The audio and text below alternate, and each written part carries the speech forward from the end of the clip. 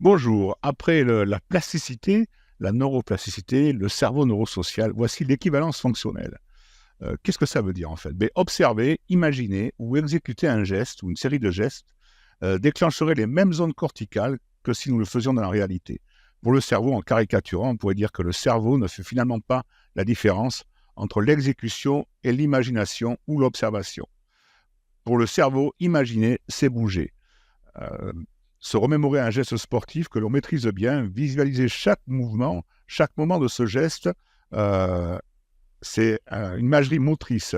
Nous pouvons le faire et c'est comme si en fait nous le faisions. Voilà. Récemment, des travaux ont démontré l'existence d'une équivalence neuronale entre l'exécution et l'action verbalisée, mais aussi l'action simulée et l'action mimée et l'action verbalisée.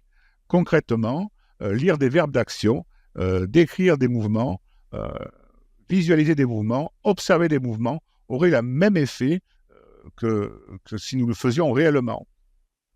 Ce qui veut dire que nous mettrions en scène et en jeu les circuits neuronaux que nous utiliserions dans le réel.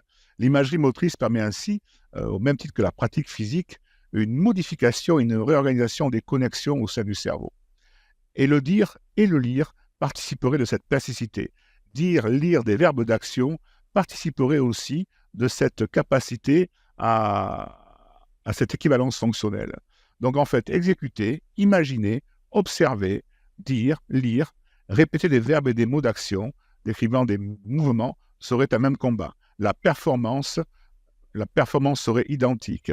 L'utilisation de ces capacités nous permet de travailler sans risque de blessure et d'améliorer la fluidité et l'efficacité, l'efficience de notre gestuelle technique et tactique.